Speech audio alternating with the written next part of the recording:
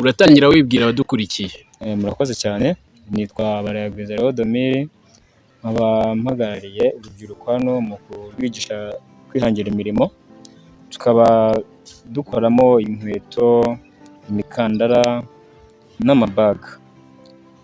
Nkaba mbafasha rero kwihangira imirimo mu by'ukuri mahanga muri Ego Center, hakaba dukoramo inkweto nshya ndetse urubyiruko rwose rwifuza kuza kubyigamo hano rukaba rwaza rukitabira kwiga imirimo nanjye ndahari kubafashamo kugira ngo rwiteze imbere. Ubu twaba dufitemo n'abana hano baba bamaze kubimenya, mwageraho mukareba n'uburyo barimo bariga neza, bamaze kwiteza imbere, barimo bakora ibintu, hakaba harimo n'abamaze kurangiza ndetse nabashije kuba naremera navuga ati nabashingiye business barimo barakora. Mu by'ukuri rero nkaba nifuza yuko twashishikariza n'abandi bana bakeneye kubyiga kuba baza amahanga, ko umwana ubashije kubimenya wese turanabimuhembera tukamuhamo n'akazi kugira ngo abashe kwiteza imbere. Ibi bintu wabitangiye ryari? Ubwira abakurikiye TV buri wese abe yabasha kumva ndetse yumve n'uburyo yatangira n'uburyo yakungukamo. Okay, ibintu mbimazemo imyaka 22. Natangiye nabwo mu buzima buciriritse, ntangira nsikorera ku mihanda, nza kugira amahirwe biba ngombwa ko njya kubyiga. Mvuye kubyiga naje gusanga uyu mwuga ari ikintu cyiza cyane kinakomeye, ahubwo n'abandi banawusuzugura bazi ko kudoda inkweto ari ibintu biciriritse, atari ibintu byakwinjiza amafaranga. Ariko majije kubyiga njyewe nabashije kujya nkora inkweto, mbona abantu barazikunze cyane, biba ngombwa ko noneho ntangira kujya ngenda nkusanya abana mbibigisha, ababaje kumenya mbagira abakozi, inshinga atelier zikomeye. Ndetse ubu ngubu tuvugana Kayonza nayo mfite atelier nayo irakomeye, iranahitinze, irimo abana narangije kwigisha, ubu nabahaye n'umwanya wo gukora muri ako kazi, nta n'undi mukozi nigeze nshaka, nibo nigishije. Barimo barakora neza rwose, babasha kwihangira imirimo, nabo ubwabo mbashishikariza kujya mu matsinda kugira ngo babashe kwiteza imbere, bizigamira amafaranga yabo babashije kubona.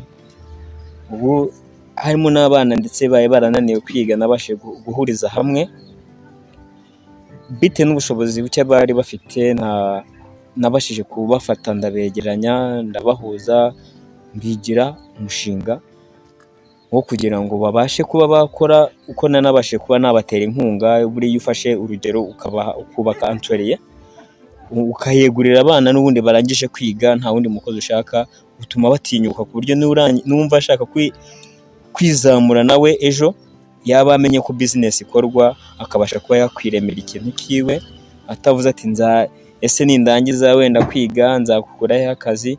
Ariko iyo ubashije kumutinyura abasha kumenya business uko ikorwa, bigatuma yabasha nawe kuba yabasha kwikorera ibyiwe.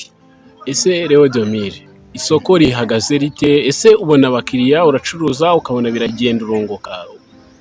Okay, kunguka turunguka ko mu by'ukuri abantu bose bakenera kwambara inkweto, kuko nta munsi n'umwe uzasanga umuntu atambaye inkweto. Ntabwo ushobora gukora inkweto ngo uri umuntu yambara, kubera ko buri wese, yaba ari umwana yaba ari inde, iyo ugiye ku isoko usanga abantu bose bakeneye kwambara inkweto, bitewe n'uko turi muri viziyo yo kwambara umuntu agacya. Buri muntu wese arambara inkweto, ntabwo ushobora kuvuga ngo wakoze inkweto yabuze umukiriya, ahubwo tugerageza kuzikora zikaba nziza, tukaza duhanganye na ziriya z'Abashinwa bakora, tukakora inkweto ikomeye, kuko umunyarwanda akeneye inkweto ikomeye. Iyo ukoze inkweto iri mbi n'ubundi nawe ayigura makeya cyangwa akayigaya, ariko iyo ukoze icyiza nawe aragikunda kuko aba yakibonyemo ikintu cyiza na cyamugirira akamaro. Hano hafite stock? Hano nayo mfitemo stock. Ejo nabashije guhura n'abakiriya bari baturutse Pyo mu Mutara, baza bazitwara, ariko hasigayemo n'izindi nkeya, ko turimo turakoramo n'izindi, naho turimo kwigishirizamo, twakwita no mu ruganda twigisha pratique, twigishiriza ku murimo. Twageramo naho turasangamo izindi, no muri stock harimo n'izindi nkeya, nibyo twari tumaje kurangura kugira ngo tubashe gukora n'ibindi duhereze abatugana dukeneye kuturangurira produit zacu. ukomoje kuri icyo kintu ndatekereza nti ko ukora inkweto z'uruhu n'izindi zitandukanye. ya Ese kubona ubona impu gute? impu hano mu Rwanda dufite uruganda ruzikora rwitwa Nova Leather, rukora hano ku Ruyenzi. Ni uruganda rwacu nk'Abanyarwanda twishingiye muri asosiyasiyo. Dufite asosiyasiyo yacu twishyize hamwe tubasha kuba twarukora. Dufitemo uduhagarariye akarubasha kutugezaho izo mpu. Ni ukuvuga ngo izo mpu nubwo zitaboneka ari nyinshi hirya no hino tujya tuzibona, ariko izo mpu zacu zo zifitemo n'inkweto nziza cyane ku mwihariko, ku buryo mu gihe gitoya kiri imbere dukurikije umuvuduko dufite n'ubwiza bw'izo mpu dufite, dushobora kuzaba natwe tubasha kubona impu zidahenze. Hari abantu bari kureba iki kiganiro bakibaza bati nk'umwana cyangwa undi muntu ushaka kwiga gukora inkweto birasaba iki, yaca mu yihe nzira kugira ngo abashe kubigeraho? Ntabwo ari ikintu kigoye cyane, bisaba kuba ufite umwana wabimuganirije abishaka. Hano muri iki kigo akarere kacu kabashije kudufasha, akaduha ahantu ho gukorera nta kiguzi, kanadushyigikiye cyane, kadushishikariza kuba twafasha urubyiruko kugira ngo rwiteze imbere. Kanabidufashamo hano ubu kaba karaduhaye amazu, kaduha umuriro, amazi.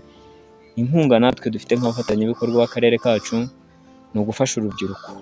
Icyo dusaba urubyiruko ni amafaranga y'ibikoresho yonyine, ubundi twebwe mu nyungu zacu aho twungukira ni uko mu byo duhenda tubasha gukora n'amaporoduwi tubasha kuyagurisha, ariko umwana tukamuha ubumenyi, yamaze kubimenya tumuha akazi nawe kugira ngo wa murimo yize abashe kuwuha agaciro cyangwa awukora wishimiye. Icyo amajije kumenya twebwe duhita tukimuhembera mu gihe aba agitegereje n'andi masomo ku ruhande, ariko bya bindi yakoze bikamufasha kuba yatakwicwa n'inzara, noneho bigatuma agenda amenya n'ibintu uko agenda abimenya, ni nako agenda abasha kurushaho kubona umushahara kugeza igihe arangije noneho ahawe akazi, akajya ajya ku isoko ry'umurimo agakora, akava mu barangije, ahubwo akaba yafasha na barumuna be kuberekera ibyo abaje batugana, ibyo turimo gukora kugira ngo nabo bagende kuri ya sheni yo kuba bafatanya kugira ngo bazamure ubumenyi bwabo. Ese hari ubundi buryo waba ukoresha kugira ngo ubone amasoko menshi, nko gukora amapibulisite akagenda aca ku macano wenda atandukanye, cyangwa ku masosho media atandukanye, kwamamaza nyine mu buryo bugezweho? Ukoresha ubuhe buryo kugira ngo ubone abakiriya benshi? Murakoze. Mu buryo dukoresha WhatsApp, no muri iyi minsi nari nabashije gufungura akantu kuri YouTube nkorezo mu buryo bwo kwamamaza mu byo dukora.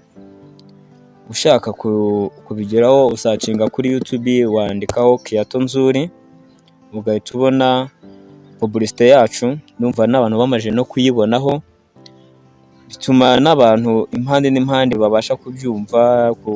Za WhatsApp tukabandikira, tuyadushayininga utu tuntu twose basha kutubona, produit zacu bakazibona, barazishimira cyane.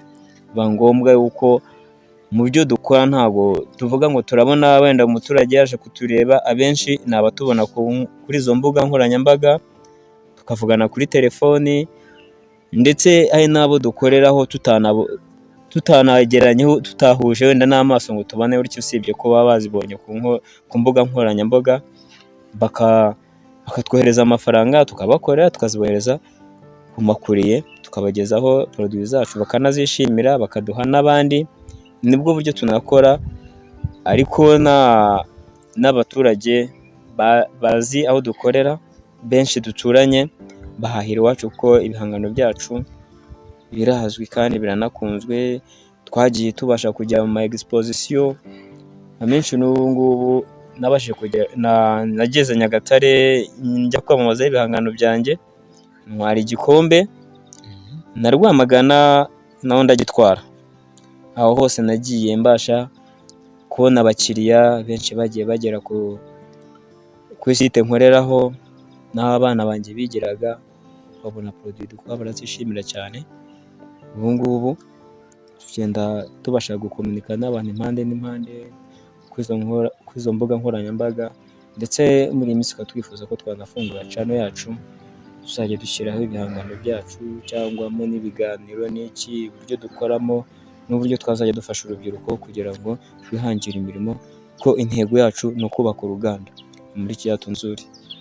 Hari bamwe mu rubyiruko nafata nk'ari abasongareri bafata umwuga wo gukora inkweto nk'umwuga ubanduza, nk'umwuga utabaha amafaranga ahagije, ugasanga bigiriye no mu bindi bikorwa bitabaha amafaranga bitewe n'uko nyine uwo mwuga bawusuzugura. Wababwira iki? Okay, icyo ni ikintu kinariho kinini cyane, na n'uyu munsi uhura n'urubyiruko ugasanga ushaka kwiberaho runezerewe cyane mu bintu udashaka kwiyanduza. Ariko njyewe inama nabagira nuko nababwira ko bakura amaboko mu mifuka, ndetse byibuze bagakora urugendo shuri bakaza bakagera mu kigo cyacu cya Ego Center, bakabanza bakanareba byibuze n'abana barimo bariyanduza bakora akazi, ariko iyo bakavuyemo muhure no mu nzira ntiwamenya ko ari bo. Dufitemo abakobwa, dufitemo abasore, bitewe n'ubuto wenda bw'ahantu twicaye mba nabahayemo ibyiciro by'uburyo bwo kwiga, kuko bamwe basiba nk'uyu munsi ejo abandi bakagaruka, bitewe n'ubuto bw'ahantu twicaye n'uburyo bwo kurwanya Covid. Ariko mu by'ukuri abo bana iyo urebye intego bafite usanga ari nziza inashimishije, kuko n'akazi bakora ntigashobora gutuma batekereza kujya gusabiriza cyangwa ngo babe bajya mu mico mibi yo hanze aha ngaha. Akazi karabazirika kandi baba bafite inyungu nyinshi cyane, kuko iyo abirangije avamo ataha nta handi hantu yajya guhura na za gurupe z'abana badashobotse hanze, akajya mu rugo agakora imirimo yo mu rugo, ayirangiza amasaha amutwara mu gitondo agaruka ku ishuri. Uwabirangije akavamo bwije bitewe n'akazi aba yabonye, aryama azi ko akazi ari mu gitondo. Bigatuma rero abo bana banakura ndetse babasha no kwizigamira, batagiye muri za ngeso zo kunywa amatabi cyangwa kunywa inzoga, ntiyabibonera umwanya kuko aba ari akazi n'ubundi kamuziritse. Abana rero noneho bashaka kuba nk'abasongareri nibo babandi ubona badakeneye gukora, usanga birirwa bazerera mu muhanda, wacunga nabo akaba yagukora mu ikofi. Ariko ibyo ngibyo ugasanga ntago bibereye abana b'abasore cyangwa inkumi ziri hanze aha ngaha, nazo zituma bajya mu buraya bategereje ababaha amafaranga.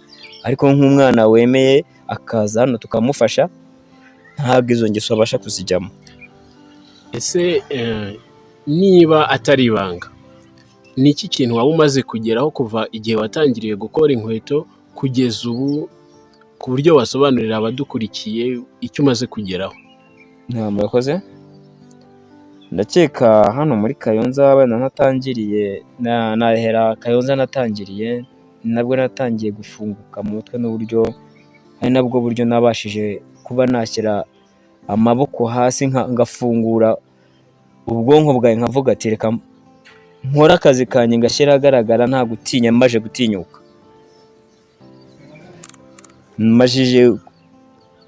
Majije gutangira akazi kanjye nkurikije uburyo nagatangiyemo, nubwo nagiye mpura n'ibibazo byinshi muri business bibaho, narakoze mbasha gufasha n'abana benshi cyane, bamfasha gukora inkweto.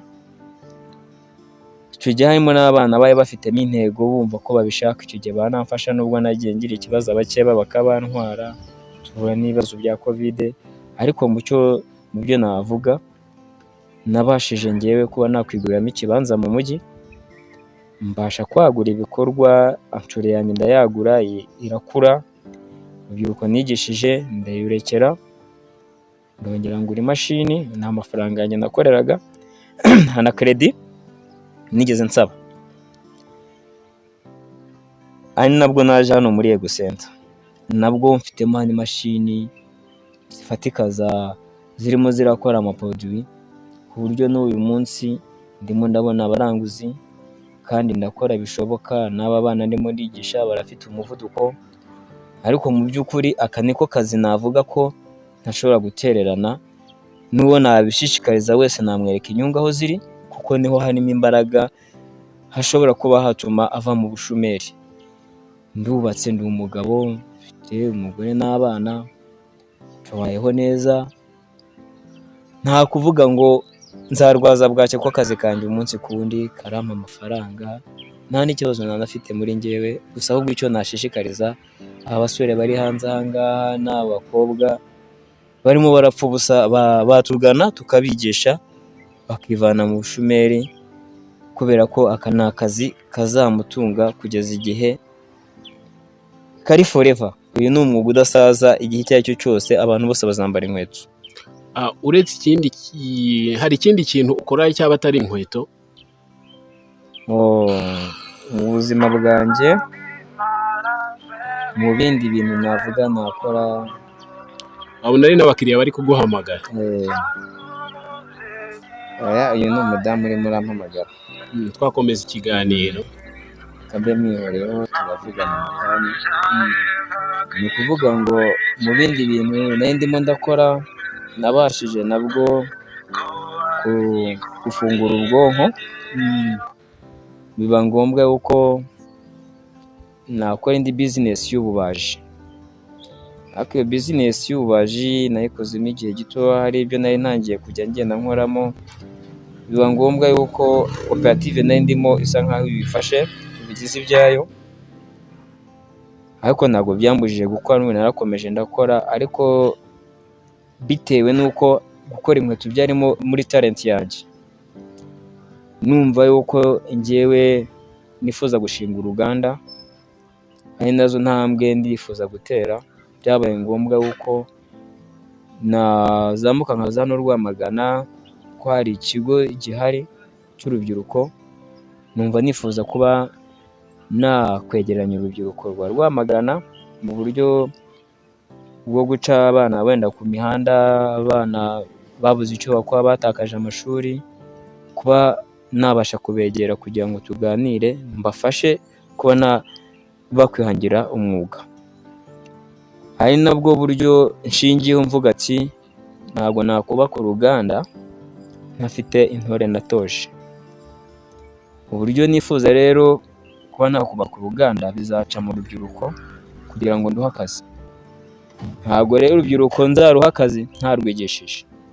Iyo wigishije umwana ubuze imico yiwe, niyo ushinze bizinesi abana ushyizemo uba ufite umutekano, kuko wowe uba warabareze ubazi.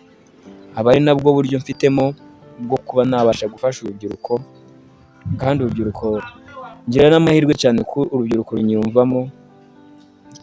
Ndi papa w'urubyiruko, ni umubyeyi warwo, narwo ruko runyifuza ko nabaho ubumenyi, nanjye niko mbifuriza ibyiza.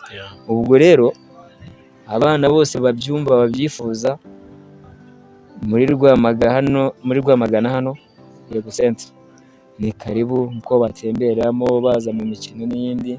Nifuza ko bazajya bagera mu ruganda rwacu bakareba barumuna babo cyangwa bakuru babo uko bimeze, bareba ibyo bagezeho, ibyo birimo gukorerwamo, nabo nibabyishimira baze tubibigishe. Ntabwo bigoranye cyane rwose, hano nk'uko umuyobozi wacu yabashije kuduha umwanya wo gutekereza cyane, tuvana amaboko mu mifuka dukore, numva yuko nta n'ikiguzi kinarimo, kuba yakwigura ikoresha akaza tukamufasha, numva nta kibazo cyaba kibirimo. Ese ukora inkweto zitandukanye, ni ubuhe bwoko bw'inkweto ukora? Inkweto z'ubwoko bwose ndazikora, ko nta nkweto n'imwe ntazi gukora, yaba ari n'iz'imitekano, n'amasandari, mbese ubwoko bwose bw'inkweto uko wayishaka kose. Umbwiye ati nkeneye inkweto, ujya kuri YouTube iyo usacingaho unyohereze ifoto yayo, winyohereze, umbwiye ati inkweto ndayishaka, ndayidesigninga nkahita nyiguhereza uko wayibonye. Tugiye gusoza, niki wabwira abanyarwanda ndetse n'abandi bantu bakurikiye iki kiganiro? Ikintu nabwira abanyarwanda, nabashishikariza kutugana bakaza kureba ibihangano byacu, bakaba banaduha n'abana babo. Hari abana batakaje amashuri, babuze icyo bakora, hari ababuze imirimo, barangije kwiga babura akazi, ariko akazi twe turagafite. Numva uwabikenera wese yatugana hano muri Yego Center tukamwigisha, kuko mu buryo bwo kuzamura urubyiruko no mu buryo tuzazamura bizinesi yacu, ni uko twese tugomba kuba dufite umwuga. Umuntu ufite umwuga ntabwo abura akazi, kandi uyu ni umwuga udashobora gushoma. nk'uko nabibabwiye buri muntu wese akeneye kwambara inkweto, ubishoboye wese n'ubu ngubu natwe turazikora, bakaba bazitwaye bazirangije, ntabwo twahaza abanyarwanda nk'uko leta yacu yaciye caguwa kwambara ibintu by'abandi bambaye bamajije kubica. Natwe rero nabwo buryo baduhaye natwe ko kugira ngo twiteze imbere dukora ibyacu bikorerwa mu Rwanda. Ubwo rero bibaye byiza ushaka wese yaza tugafatanya tugakora, umushahara urahari nta kibazo. ese ugukeneye yakubona ate kuri telefone ndetse n'ubundi buryo aho yagusanga? Bari kumva ngo ni Yego Center, ese ni Yego Center yahagana hehe? Basobanurire bumve uburyo bakubona. Murakoze. Umuntu nkeneye nabanza kumuha wenda nimero yanjye ya telefoni, yanshaka kuri 078 23 91 220. Iyo nimero iba no kuri WhatsApp. Yego Center tuvuga none ikigo cya Rwamagana ahahoze akarere, ni ikigo cy'urubyiruko kibamo imyidagaduro y'urubyiruko, naho tubasha gukuramo ubumenyi bwose burimo, bukorerwamo imyuga, twigishamo indimi, siporo n'ibindi n'ibindi. Aho hantu rero niho dukorera, turimo kwigishiriza urubyiruko, aho dukeneye niho yadusanga tukamufasha. Urakoze cyane kuvugana natwe. Murakoze cyane.